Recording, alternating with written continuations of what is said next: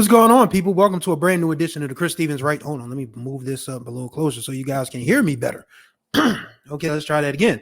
Welcome to a brand new edition of the Chris Stevens Writes YouTube show. I'm, of course, the host, producer, founder, booking agent, whatever you want to call for this YouTube show slash podcast. My name is Chris Stevens. I'm a sports writer of 22 going on 23 years. I've also written a handful of novels.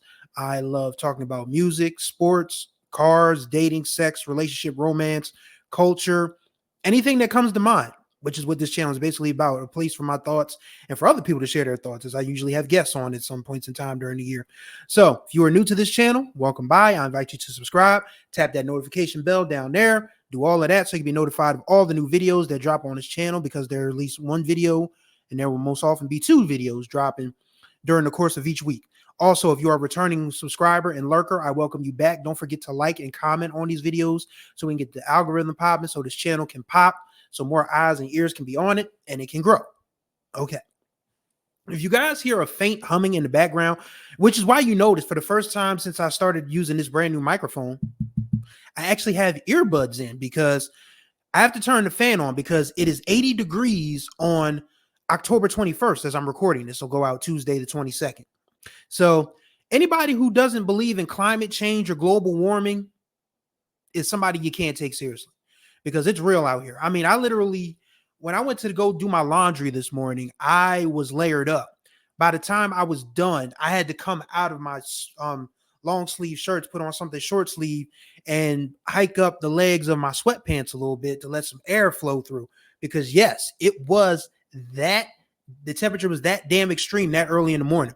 Anybody who doesn't, again, it's serious out here. And I'll talk more about why that's important in a minute. But this episode really has no rhyme or reason, because I was actually supposed to record one Sunday going into Monday. Of course, Monday's today, but I got tied up with them WNBA finals, man. That game 5, that was something special. And I'm gonna be honest with you. And granted, for professional purposes, you know, I have a little thing here where I cover basketball in Delaware called First Day Hoops Report. I got to shout out the girl from Delaware who's on the winning team, Benijah Laney. She went to Smyrna High School before going to Rutgers and having a interesting road to a WNBA championship career, but she absolutely deserves the praise, even though I don't care too much for her team. Of course, that team is the New York Liberty. And yes, Cheryl Reeve, for all of her complaining, she had some very valid points about the officiating Sunday night, boy. That thing was disastrous from start to finish. For number one, Nafisa Collier was hammered quite a bit, never got to the free throw line. Brianna Stewart was not fouled by Alana Smith on that last drive going to the bucket before overtime, but you know, and I'll be straight up, if I can be straight up, the commissioner of the WNBA wearing a New York City skyline dress in game 5 of the WNBA finals being played in Brooklyn, New York. Not a good look. Not a good look. I mean, I'm sorry. You're not doing yourself any favors when you do that type of stuff. You're just not. Sorry to say. But, you know, it is what it is. This was a fun season for the W. I think I may do a full season recap. I'm probably going to have somebody join me to do that. Probably will. So, yes, be on the lookout for that in the next week or so. But, yeah, that was why I didn't record anything yesterday and also on Sunday. And I also didn't really have anything to think about. But then I went through my paces today. I worked out. I did my laundry. I participated in the MEAC football coaches conference for my day job, which of course is HBCU sports. And that, matter of fact, that's why we're here. So on our Wednesday edition over at the HBCU Sports YouTube called The Roundtable, we had a very lively discussion about black men and voting and Kamala Harris. And it was quite the interesting discussion. I mean, we all had great points and we all were pretty much on the same page, is that we cannot let Donald Trump back in office. We cannot. It's just not for the best benefit of anybody. However, if you, I'll put the link to the episode down in the description below if you guys want to go over there and don't forget, if you like Black college sports, subscribe to HBCU Sports. Subscribe to HBCU Sports. Excuse me. We talk about a lot of good things over there, so don't be afraid to hit the subscribe button over there before you hit the subscribe button over here. We'll actually do both. Subscribe here, subscribe over to HBCU Sports. Would greatly appreciate it. So I went and looked at the comments, and as a writer, as a creative person, as a podcaster, I mean, sometimes you're kind of tied to looking at the comments, even though you shouldn't for your own mental health and sake. But I just went over there just to see what people were saying, and a lot of the comments were responsive. A lot of comments were positive, and then you have those Hotep niggas, those Kevin Samuels disciples, those morons who swear that they're smarter than everybody else, but have never read a book with a barcode on it and probably are not registered to vote in the first place. And the ones that are just being contrarian at the worst possible time to be contrarian. See, my issue is this happens every 4 years. No, it doesn't happen in 2023. It doesn't happen in 2022. It doesn't happen in 2021. It happened in 2020 when Biden was running. It's happening in 2024 now that Kamala Harris is running. Now we're starting to see this disenfranchised group of black men just speaking out all of a sudden about, oh wow, we're not being heard. No one cares about us. No one caters to us. Then we're being lectured. We're being finger wagged. We're being scolded. You deserve it. You do. And no, I don't think I'm better than you guys because I vote. I don't think I'm better than y'all because I'm well adjusted, but and I've done the research on the issues, but at the same time, y'all not better than me either. With your hemming and hawing about VP Harris's heritage, her ethnic background, her upbringing, your undenying pledge to a guy who literally took out a full-page ad in the biggest newspaper in the world calling for the execution of 5 young black men who were found to be innocent of the charges levied against them 35 years ago. Where's your common sense? If anybody can give me a solid reason that does not involve the words simp, that does not involve the words conspiracy, that does not involve the words pandering, that does not involve the word red pill, that does not involve any of that bullshit. If you can give me concrete reason why Donald Trump is better than Kamala Harris, I will hear you out. But again, if you use the word simp, if you use the word simp, if you use the word pandering, if you use the words conspiracy, if you use Trump is a real nigga, if you use any of those buzzwords, I ain't got a damn thing to listen to what you got to say at all. Because none of it makes any sense. And the selfish, I think what bothers me the most and what annoys me the most is the absolute selfishness of it all. Like this group, it's not a large group, but it's large enough. I mean, you've got former football players and boxers. I mean, you've got Le'Veon Bell, who has 7 kids by 6 women wearing Trump or the Tramp shirts. You got Antonio Brown, who doesn't even know what day of the week it is. Hugging on Donald Trump like Steven did old boy at the end of Django. You got Lawrence Taylor, who is a sex predator, mind you. A convicted sex offender up there on that stage. You got Thomas Hitman Hearns, who, according to a well-informed source, doesn't know what day it is either and has a crippling gambling addiction, so he needs the money. I want y'all to be serious, man. I want y'all to be totally and completely serious for just one fucking day in your lives. I'm not asking for much. Just be serious about the repercussions of this and stop being selfish. You guys want this power that only white men have, when the reality is the white men want all the power for themselves and are going to beat you down with it. There's no power to be shared here. There's no power to be gained by turning your back on your community because you are tired of feminism. You are tired of child support. You are tired of whatever bullshit grievance you can come up with. If we are to rise as a community, we need to look out for all members of the community. That means gay. That means straight. That means man. That means woman. That means child. That means adult. That means rich. That means, well, not so much the rich. They'll always be okay. But more so the people in the middle class and the lower class and the poor, and the working class and the poor. Those are the people who we really need to band together. And you dudes chasing this elusive power grab that you're never going to get is going to get all of us in some deep shit. Bottom line, You guys are being very selfish. You guys are being very petulant, very childish, petty, egotistical. Did I mention selfish? All of those things. This is who you are right now. At the most critical juncture of this election, in the most critical election in the history of the world. Damn the United States. This is the most critical election in the history of the world. Because if you don't think that fool is not going to get us into some world wars that's going to blow up just about everything in sight, you are sadly mistaken. This is the same dude who called the dude with all the nuclear weapons at his arsenal Rocket Man.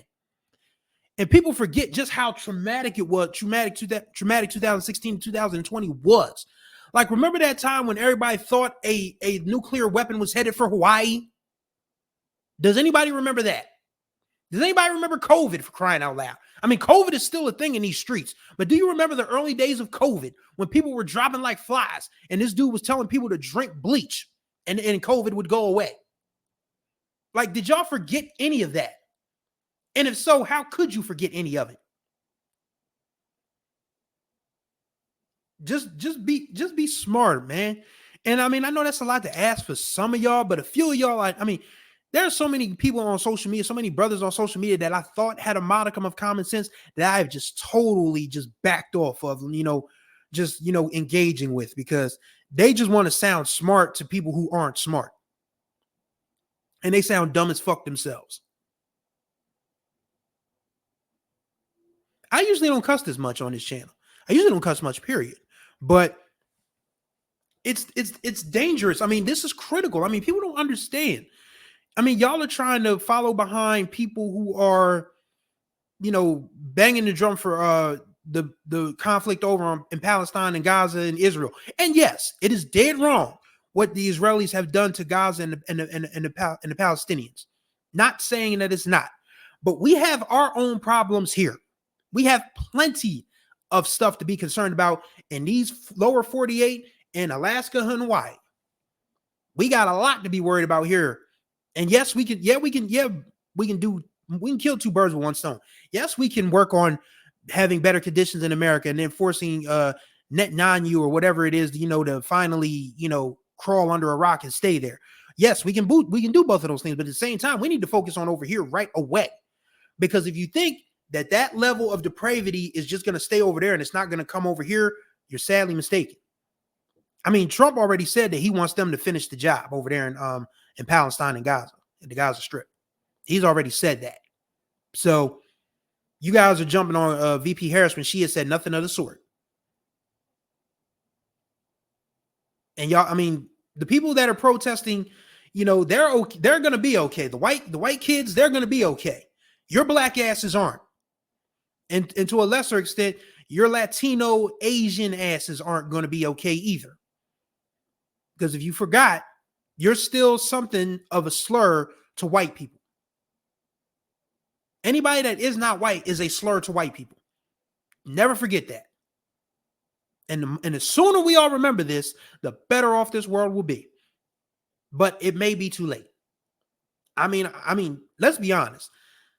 This election should not be this damn close. We should not be having a poll every day to say, oh, now Harris is on top. Oh, now Trump is back on top. Harris is back on top. Trump on top. It should be Harris up here, Trump down here. That's where it should be. But this country is full of morons. And that is on purpose. That is intentional. That is absolutely intentional. The intelligence of the general American is just like, there. And y'all are sitting here, with your sloganeering and your shout out to Mr. Krabs, with your signage and your sloganeering. But all of you, y'all virtue signaling, y'all faking like y'all really that much better than everybody else, with your views of the world, when you really just sound like as dumb as a box of rocks. It's embarrassing. It's insulting. And I would tell you to do better, but I think that's beyond you at this point. And I think that sucks for the rest of us. I can't go into the poll. I can't go into the booth on November 5th talking about, VP Harris locked up a bunch of black men for weed, even though that was proven to be false. I can't go into the booth and say, oh, Trump is a real nigga. He got 34 convictions. I've never been arrested a day in my life. The most I've ever had is traffic tickets. But what I can do is vote for my mother, who is 70. She's aging. So what happens when parents age? Children usually take care of them. That means me and my other siblings. I have a younger brother who is, going on 21 years old, who is trying to do the best he can with his girlfriend and their 1-year-old baby to do better. I'm going to vote for them. I'm going to vote for my lesbian sister, even though we don't see eye to eye and it has nothing to do with her sexuality at all. Let's make that clear. But I want her to be safe walking these streets. So I'm going to vote for her. I'm going to vote for those people. And I can't even say I'll be okay, because I'm still a big black man in these streets, 5'10", 245 pounds. I walk freely now, but every so often, because I live in a mixed neighborhood, white people will look at me and it's like, I'm just getting some exercise. What are you looking at? What do you want? As you can see, if I was going to do something, I would have jumped your ass by now. But I have no interest in that. I'm just interested in keeping his weight down. That's why I'm walking. But yeah, I'm going to vote for the most vulnerable people that I know. And that's mostly everybody, because my family's black. And again, my mother is older. She's retired. I want my younger brother to be able to have opportunities for his family. I want my younger sister to be safe. I want myself to be safe. I'm going to vote for the best interest person that has those interests in mind. And damn right, that's Kamala Harris. And it's not even close. It's not even close. So you dudes being selfish, talking about, oh, we're not being consulted. Oh, we're not being catered to. Oh, nobody cares about us. Oh, now they want to pander to us when they need our votes so damn bad. Fuck around and find out if you want to. That's what it boils down to. Because if you really think that Trump is going to do anything to help your black asses, then you're dumber than I thought. And that's a sad state of affairs. That is a sad commentary on the state of the world at this particular point in time. But that's on y'all, man. I know what I'm going to do November 5th. I'm going to vote. I'm going to go for a run on. Actually, I'm going to go run on the treadmill first, then vote. Then I'm going to unplug all day. I'm not checking Twitter. I'm not checking Instagram. I'm going to find something to watch on Roku and just Roku my ass off until I feel like going to bed. And hopefully I wake up November 6th and the world has not burned down. That's where I am at this point. And for everyone else that is marginalized, I'm talking to the women, I'm talking to the LGBTQ folks. It's okay to be scared. I'm scared. I'm not going to lie to you. I'm terrified. I may look like, I'm, dead serious, like I'm deadpan, but yes, my heart has been beating nonstop the closer we get to this election, because I fear for everybody's safety. I do. And we got to be real honest with ourselves about how this world is going to go if Trump does indeed win. And none of it is going to be good. None of it. Because even if he is in poor health, look who the guy is behind him. Younger, a little more intelligent. Not much more, but a little more intelligent. And with a guy like J.D. Vance, a heartbeat away from the presidency, that means we are a heartbeat away from Nazi Germany coming to the United States of America. That's the bottom line. Trump has his own ignorant, idiotic ideas of leadership, but he's got one foot in the grave, if I'm going to be honest with you. So the only thing more terrifying than him being in office is J.D. Vance taking over. Yeah, the couch jokes were fun. They're still fun. But this dude is just as bad as Trump, probably worse, because he's younger, he's a little more smarter, a little more sophisticated. Not much, but at least a little more so.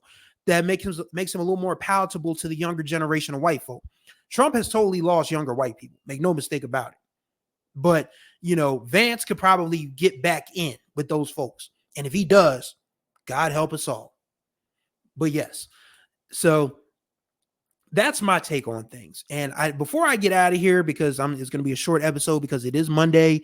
And of course, I have my HBCU sports obligations to get to. So I want to get here, record this episode, knock it out, and then give my voice a rest for the next hour or so, and then get ready to hit the air again. The busy season never stops for me, man. I don't mind it so much, because I work from home. There's very little for me to complain about. The NBA season starts on Tuesday. So what this also means is this is the last year as we know it for Inside the NBA and the NBA on TNT. Now, mind you, this has been a part of my entire experience as an NBA fan for the most part. Like I've been watching NBA all my life. Like I had a Dr. J Nerf hoop when I was a toddler, so I've always been aware of who Dr. J was, who the Sixers were. And then when I got old enough, to find out about the rest of the NBA, Jordan, Bird, Magic, Hakeem Olajuwon, Charles Barkley, so many others. The NBA on TNT was a formative part of my experience because in third grade, that was the first time I had a television in my room. And I was a 3-year-old. I was a 9-year-old. No, I was an 8-year-old with a cable box in my television in my bedroom. Yes, I was a spoiled kid looking back. I mean, I used to think that my mom was, hovering over me, helicopter me, keeping me in the bubble. But to be honest, man, I was a spoiled ass kid. More on that in other episodes. But yes, I used to watch the NBA on TNT on Friday nights because I couldn't do Tuesdays because my mom, if she heard anything on that TV, she would flip. So that TV was off by a certain time, so I get some sleep and go to school. But the first ever, but yes, the NBA on TNT has been a part of my experience for almost as long as I've been a basketball fan, and I'm gonna miss it. I mean, I'm gonna miss Kenny being the straight man to Shaq and Charles' foolishness, Ernie trying to rein them all in. Kevin Harlan on the broadcast, us joking about muting Reggie Miller and Reggie Miller only on the broadcast. So at least it is in my hopes and prayers that when the NBA on TNT goes through its 36th and final season, that we get this theme song one final time.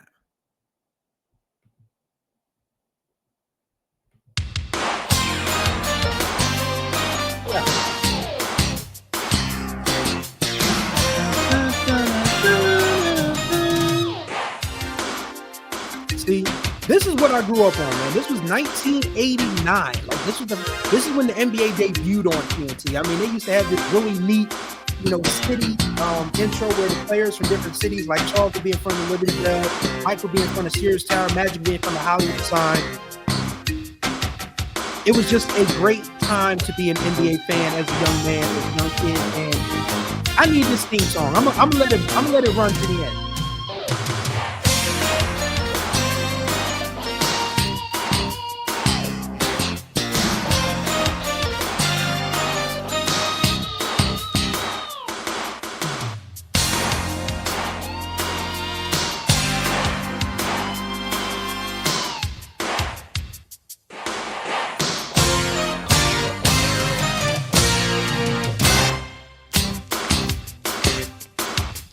From the Spectrum in Philadelphia, Bob Neal and Doug Collins with you for the Philadelphia 76ers versus the Dallas Mavericks. Memories, man.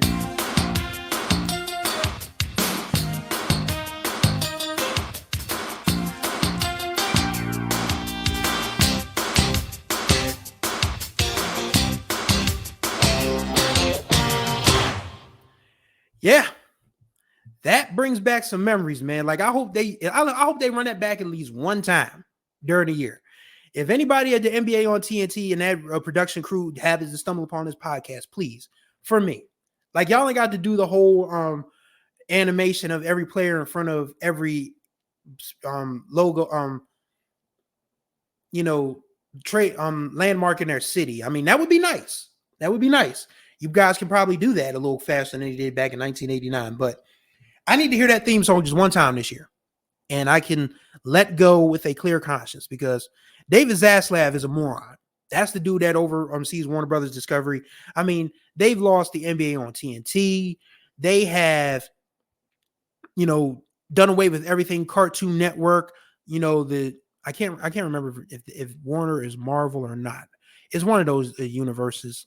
I need to really, brush up on my comic book stuff. But yes. David Zaslav is a moron. He has sunk Warner Brothers Discovery to a level that no one ever thought it would. I mean, and losing inside the NBA and the NBA on TNT is huge on that list.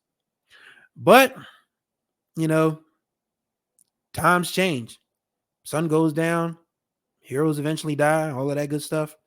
But yes, the NBA on TNT entering its final chapter for now. And I hope we all enjoy it. And I mean, it's going to be a sad swan song, but it's going to be a fun ride nonetheless. I really don't have any NBA predictions at this point. Like, I probably will try, to be a little more up to date. I mean, the Sixers have zapped, my, my NBA fandom. Like, this team just continually lets me down, even though they, have done some good free agent work and, acquisition work this offseason.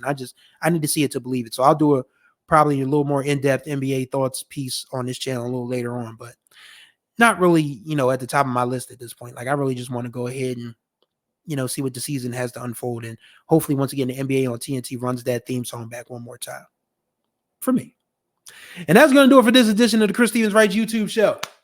Greatly appreciate your time. As always, contact information, once again, will be in the description below. Same as the subscription button and the notification bell. Be sure you tap both of those joints. Don't forget to like and comment on this video so we can talk about what you've seen, have a good discussion, get this algorithm going so this channel can grow. So thank you all for watching. So until next time we speak, it's going to be a real fun edition of the overnight scenario coming up this Thursday night, Friday morning. I think you'll enjoy it. So until next time we speak, y'all be good or be good at it.